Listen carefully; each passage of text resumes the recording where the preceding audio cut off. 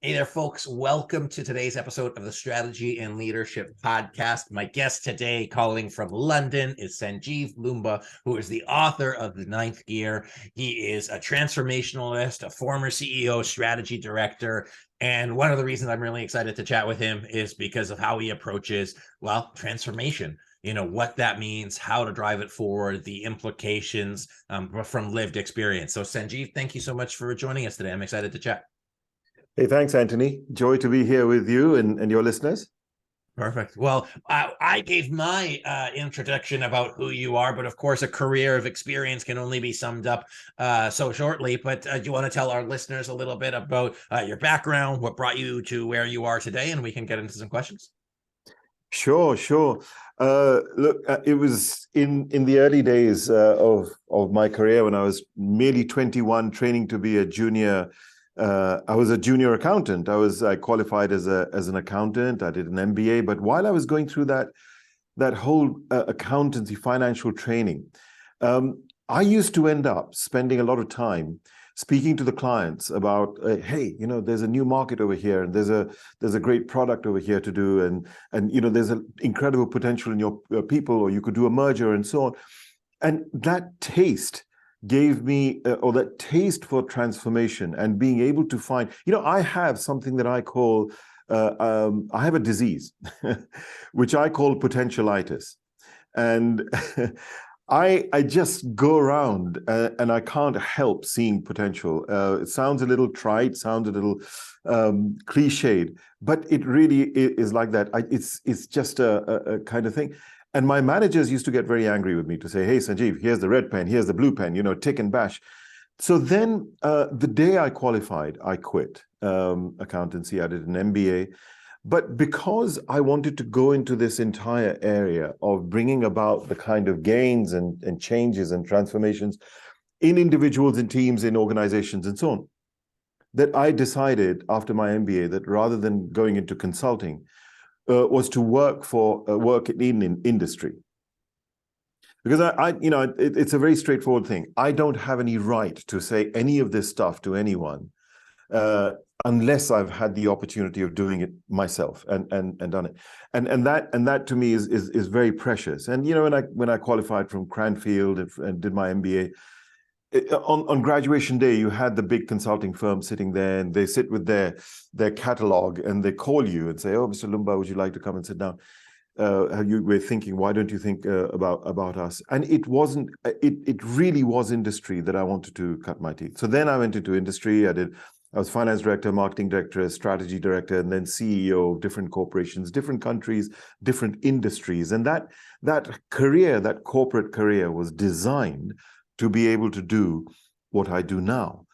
And during that time, what I realized, Anthony, was actually the world has got this the wrong way around. We're seeing everything, we're seeing business from the wrong angle. And that's why I say now that I think that I would love to be able to replace the word entrepreneurship with valuepreneurship, because an entrepreneur says, how much product can I make, how much service can I do, who can I sell it to, how much money can I make, which is good, which is fair enough. The valuepreneur does exactly the same business, but comes from a completely different angle. And the starting point for the valuepreneur is who's out there. And what are the changes in the world? How are they impacting and setting the new priorities on whom I'm serving? And then and only then sets about building responses to be able to service that value. So that has been my gig and my thing in the last 27 years when I quit corporate life as CEO in Paris of an IT company, which I had the good opportunity of being able to double in size in 2 years to 5,000 man and all that kind of stuff. But the last 27 years has been dedicated to helping people and organizations to evolve really in their thinking and in their capacity, and reaching kind of destinations that they wouldn't dare set for themselves. That's the scene, and just been absolutely loving it. Cool. I love that. What's so fascinating about that, and just hearing it is, you've really had two careers, and I'm sure you might say, hey, well, I've had more than my share of two careers within that. But looking at the one in industry, leading, a CEO of a 5,000 person company globally, it's no small feat. And then taking the time to be, the like author, speaker, and shifting how people think about doing business. So there's what was struck me is that in the past, call it 20 years, and you might be able to tell by my complexion that I have had a few turns around the sun, but not too many, is the evolution of work and being able to do a business. It's only been in the past 20 years that the internet's been around, the kind of great equalizer of anybody in their room can start a business with a scale of a global company technologically. And then still now, as you look in 2023, I see the evolution of both entrepreneurship, entrepreneurs within organizations. But if I look at valuepreneurship, and not to use the term incorrectly, but saying, how can we evolve what we do for a greater benefit? How do we help those? How do we drive the organization forward? The last thing that I'll say before I open it back up is I saw this innovation that they created in Belgrade of this liquid tree that they've created to put in cities to be able to sequester carbon equivalent to 10-year-old trees. And I thought that was fascinating, but somebody created that because they said, hey, I've got people outside. I've got people that need what I want. And I'm not just trying to like make a buck by selling a widget. I'm trying to do something there. So my question to you is, having been on all these stages, having educating all of these people, what is your current view on the state of entrepreneurship globally? What are people trying to take on? What are they struggling with? And how are you helping them through that? Cool. Wow, what a question. Because and as you were saying, that now, and to put a cliche on it, that the world is really actually your oyster, because through technology and so on, you have that absolutely incredible opportunity to be able to do whatever you want to do. But to answer your question, here's the thing: the world is still stuck in what I call the me sphere. And that's where, and here's the interesting thing: we need to move into the you sphere. And the example you gave of the two trees is just absolutely perfect. That what is this whole notion of what makes you more successful? Why is this whole value and chasing of value that much more rewarding? Not only financially, but also personally. And I'll come back to one or two examples and give that to you right now. But to take your point, that how do I see the state of business at the moment? And by the way, this is business, this is organizations, this is individuals, this is teams, this is units. Everywhere we're talking about is political organizations. Boris Johnson, frankly, and I don't want to make this political, could have been prime minister for as long as he wanted, if there was a genuine value direction towards the improvement of 80 million people in their lives. So the issue right now is people are stuck in the me sphere. And then they need to see it. The moment you see it from not what you're doing, but what you are bringing, not your work, but what you are impacting through that work, that you'll find all the success. Because taking your point with technology being so open today, how do you even differentiate? Anyone can find, if someone wants to find a supplier, if I want to go out and find a plumber right now, I can easily come up with 200 within about 20 minutes, and they're all at the core, at the essence, saying exactly the same thing. I can do this, I can do that. Well, frankly, can someone say anything different? So that is the essence. When you come at it from the other angle. So let me give you an example. I mean, if you take laptops and you take Dell and IBM and Acer and Lenovo and HP and all that, they're all competing with each other. So they're trying to differentiate against each other. And I'm saying differentiation is now dead. Today's world requires someone much, much bigger than that. And I call that not being differentiated, but being distinguished. Because if I said to you, an Apple MacBook Air or something like that, whether you're a fan or not, can you name me a competitor? And that sits on a planet of its own. So the answer to this is just switch it the other way around. first start from really understanding who's out there, where's your market, how are they segmented, what are they, and that kind of stuff, which is fairly straightforward. But then really be obsessed, not just with the value of the product or service they're looking for, but with the business value it's delivering to them and the personal value that they're getting out of it. Ultimately, it all boils down to that. And there'll be there's hundreds of stories, if the time permits, I can share with you. But well, maybe I'll so I think I get that. So I was on a conversation with somebody. They were a nonprofit trying to do their strategic plan. They did it through an RFP, and they said, what's the difference between a for-profit organization strategic plan and a nonprofit strategic plan? And I said effectively no difference, but the difference is how important you make your stakeholders. And so what I hear about what you're saying is your stakeholder effectively is the person that you're targeting. But the difference is in the language and the perspective. Are you writing about me or are you writing about you? As a marketer and salesperson, my brain goes to the kind of scarcity mindset of saying, if I hyper target a key group or a niche of people, that I'm going to miss out on all of these people. But if you look at the inverse and saying, if you hyper target these people, the yous in this case, those yous are going to gravitate so closely with what you're offering that you're going to have a more deeply entrenched customer. Again, I'm not using the right words, but that you are so focused on them versus focused on you and what you deliver, that is the future of sales and entrepreneurship. Do I more or less have what you're suggesting? More okay. Than less. I mean, there's no. It is exactly that. Let me give you an example. I was working on a company in Asia. I won't name them, but they're a pretty big supplier of car seats and full car seat systems, right? So they invited me to come and work with them and with the executive management team and develop their strategy or reposition their strategy and so on. So First thing in the morning, I have these 12 brilliant gentlemen, all of them as it happened. It was, and I said, folks, what's your business? What are you in?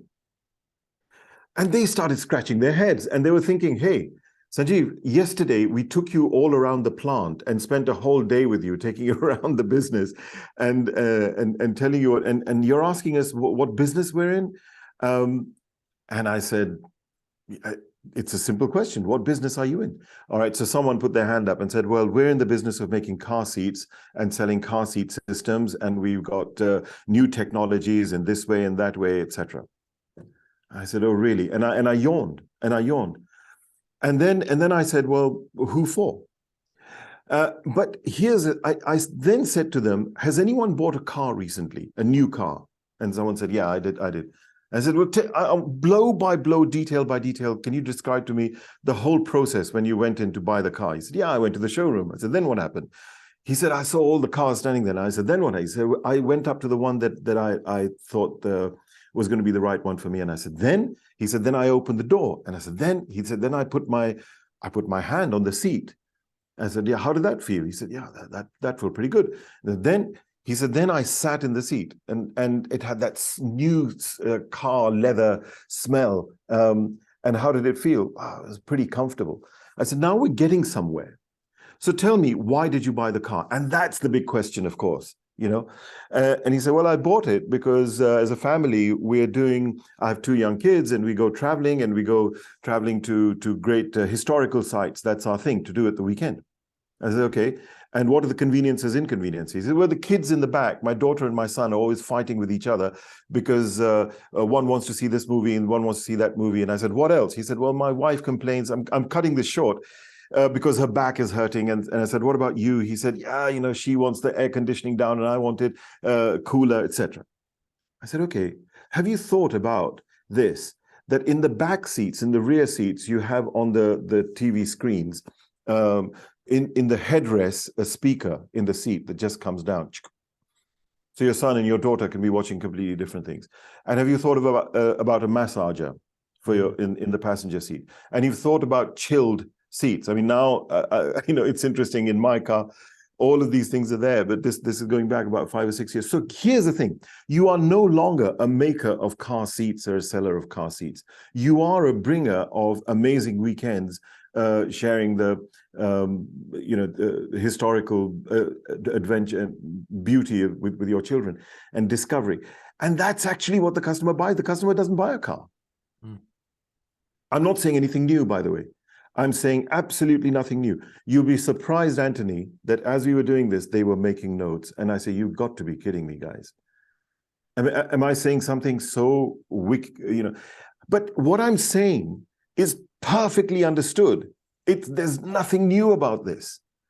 What is completely new about it is that in my experience working with, and I'm saying this with incredible humbleness, modesty, and gratitude, please understand that, with thousands and thousands of people and coaching them, developing them in hundreds and hundreds of companies and organizations and developing their strategies or leadership or whatever. The newness of it is that everyone says the right thing, but when it comes down to it, it's revert to type. Mm-hmm. We go inside out. Mm-hmm. The Concorde was not an innovation. It was a brilliant invention. It was a stunning invention. If it was an innovation, we would have seen Mark II and Mark III flying around today. There's no supersonic airliners. And the reason was because there was no value effectively in the market that it was serving. It was just something stunning and brilliant that came out of people's heads. So we've got to reverse this whole thing and look at it from the other perspective. By the way, that organization I just talked about then opened up their business with Honda and Hyundai in the following year, developed around this principle and absolutely raked in the market. But there's processes. You've got, none of this, even in the book, there's nothing that I say which then behind it isn't supported by exact step-by-step techniques, which I've experienced through running corporations. It's a mindset, it's a thinking. No, I absolutely agree. And so I'm just, what I'm thinking of. So I think of 2023, and I think of how people's buying patterns have changed. So again, if we look at back, there was the power was all in the seller. Now the power is all in the buyer. I think even in the past 2-3 years, there's been drastic changes to how consumers buy, how they want information. I don't know what drove it, but let's just say that there is. So you have all of these businesses updating their, call them sales funnels, sales and marketing funnels, so that sales and marketing is more integrated. That's kind of how I see it, because I'm a big sales and marketing guy. But that's only half of the equation. As in, if you're not talking, like you said, there's systems and processes behind it. If you're not integrating your product, your delivery, your customer, your research teams into that whole thing, then you're selling fluff that doesn't get delivered. If you are integrating it into the product teams, but you're not talking about it into your sales and marketing, then you're building something that nobody knows about, and there's a disconnect. And so it's the importance of, I call it personalization, but delivering the key features and benefits, and that's a reductionist way of thinking about it, for your ultimate customer, so that you can have that defensibility in your marketplace, how you can have a long-term sustainable competitive advantage. But even at the basic level, people aren't going to buy stuff that they don't need. And I think the reckoning of startups who have built products that don't deliver any value, but they brought an idea that they think is good, but the customer doesn't want, they're surviving because of investment. But I think that they're going to quickly die because there's just not enough use out there to support it.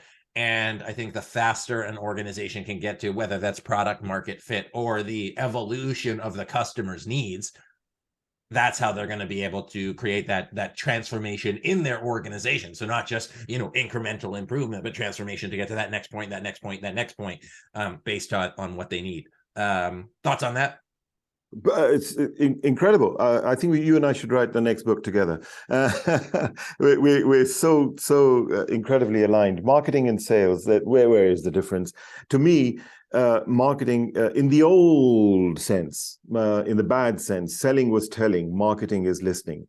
And now, because sales needs to become just a big fat listening process to be able to engage with the customer. And you said that I'm not. And when you're saying how did we arrive here in this chaotic world, and there's something beautiful which has brought us here. On the one hand, you've got people who are supercharged and very, very clever and coming up with technology, with products, with services, with all sorts of stuff. You know, the creativity flow has been ridiculously supercharged, turbocharged, helped by technology, but also helped by the openness of the thinking in the environment as a whole. So on the one hand, you've got these people coming up with incredible solutions. On the other hand, you've got a world in absolute chaos, and which is throwing up amazing opportunities. Now, it's the problem here is matching the two and bringing the two together is the one that wins, and you've got to go this way around. So in COVID times, I was doing a strategy for a hotel group, and of course, as you can well imagine, that they went through some horrible times and etc. But just one small example, that they have 5-star hotels and they've got very well-known chefs and kitchens and things, and then they launched into a whole business of doing online parties. So, you know, if 50 of us were attending a birthday party or whatever, they would then deliver beautiful cakes and packages and all that kind of stuff to exactly the same ones to all 50, and then you know the story. But it took off madly. It took off madly. So, you know, they were able to sustain quite a lot of the staff. So out of the change, out of the chaos, was born and revealed new values. The beauty of this is that value of the market is constantly evolving and changing, and that is the most exciting thing you can think about. And if we get stuck in the arrogance of saying, this is who I am, this is what I do, then you disappear. What happened to Kodak or to BlackBerry or to Nokia? And so the world was changing, and these big, huge, gorgeous, fabulous brands, what happened to them? They didn't evolve at the rate of the changing nature of the values of the market, and that's where they went. So I think we're in a very, very exciting world right now, if we see it the right way around. And I think that's so well. If you ever remember if you ever saw the Marvel movie, the Avengers movie, and I've got this pen in my hand, and the visualization is not perfectly balanced like Thanos's thing. If you know, and hopefully our listeners understand what I'm talking about. But what I hear is that the dichotomy or the duality of transformation is that on one hand, you can take advantage of it to kick your business up into 9th gear. I don't know if that's what that means, but that's how I look at it, and elevate your ability to do it. On the flip side, not managed, that the transformation, you will be the victim, air quotes, of transformation at the expense of it. So I think it's, you know, you choose the path. You want to be on the taking advantage of it or suffer from it. And I think it's really important for all of our listeners to not get stuck in the arrogance that our business will be around forever. We will have these things. It is not always call it a transformational once-in-a-lifetime event like COVID or the recession or a banking failure or whatever the heck is going to happen to our world next week. But often it could be, a death from 1,000 cuts, that slowly your market goes away, slowly the opportunities disappear, slowly the customer doesn't, it happens slowly and then it happened fast. And I think that people are going to start seeing that, especially in 2023, as this economic tightening happens.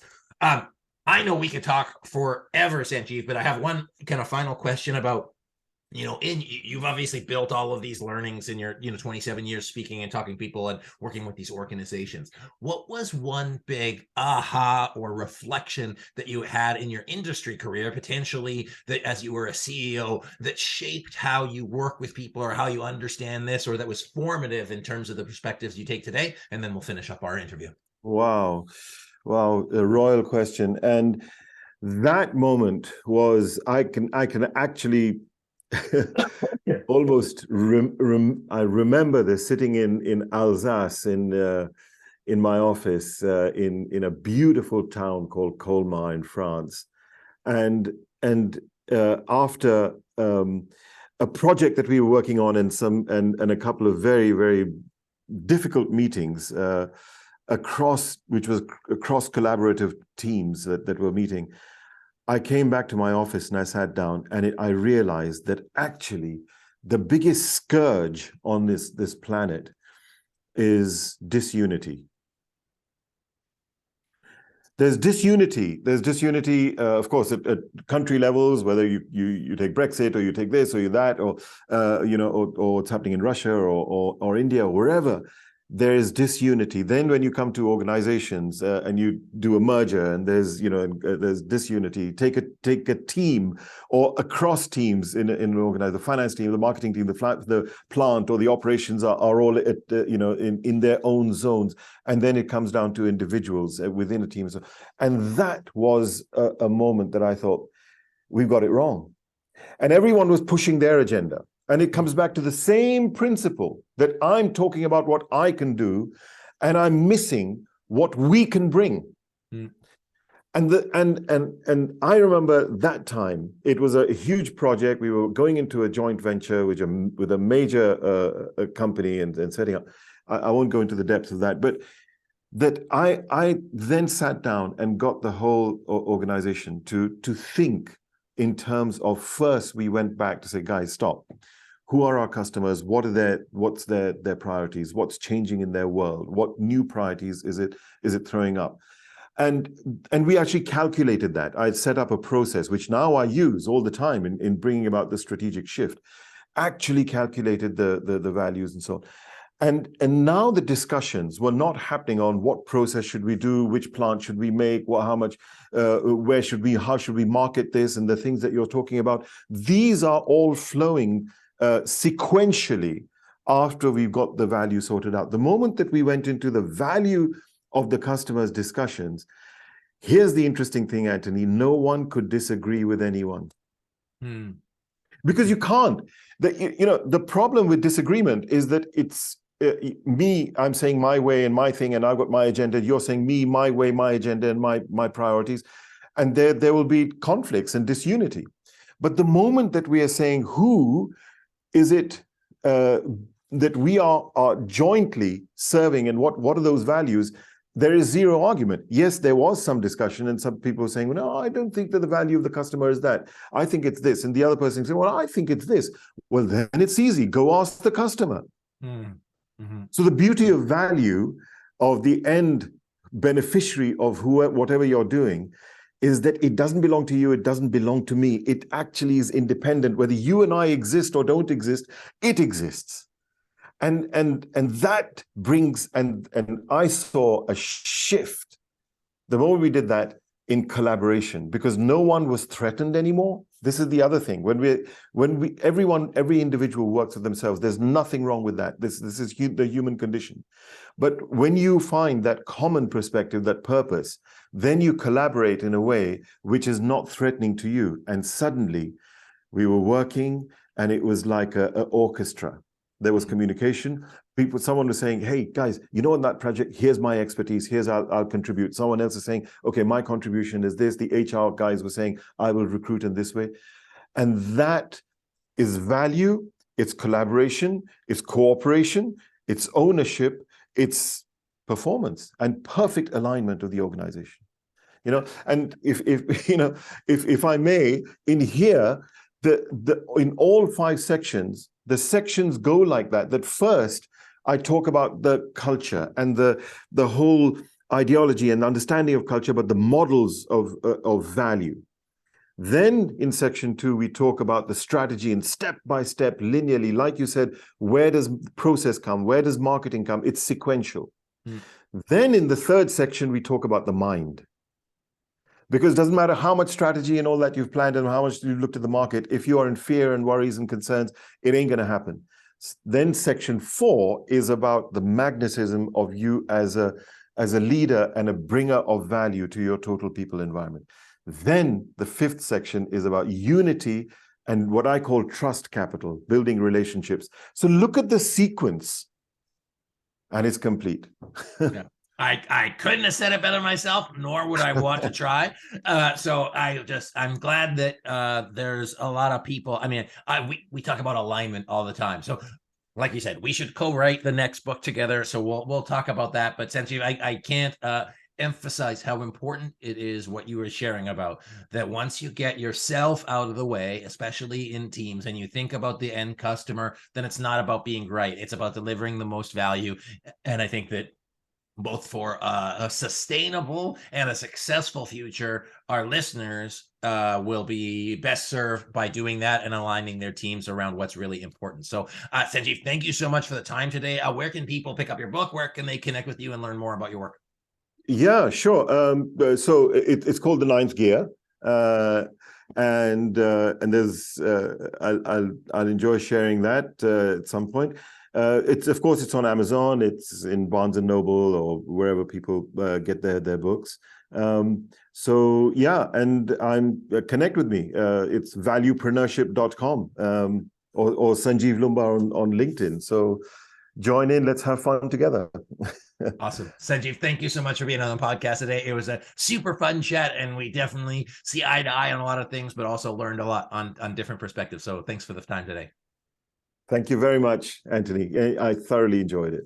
Likewise. So, folks, my guest today, Sanjeev Loomba, who is the author of The Ninth Gear, talks about valuepreneurship. And one of the things that really sticks with me is when you can get your team to focus on that customer, the endpoint, and realize that you really have more aligned than you think, it will grease the wheels to be able to move forward. The last piece that we didn't get a chance to talk about is the ability as for you as a leader to have that magnetism to draw your team towards that perspective. So making sure you follow those 5 steps to create a great recipe for success in your team so that you can have transformation work for you instead of against you. So thank you so much for watching. Thanks for subscribing. Thanks for listening wherever you are in the world today. My name is Anthony Taylor. This has been the Strategy and Leadership Podcast, and until next time.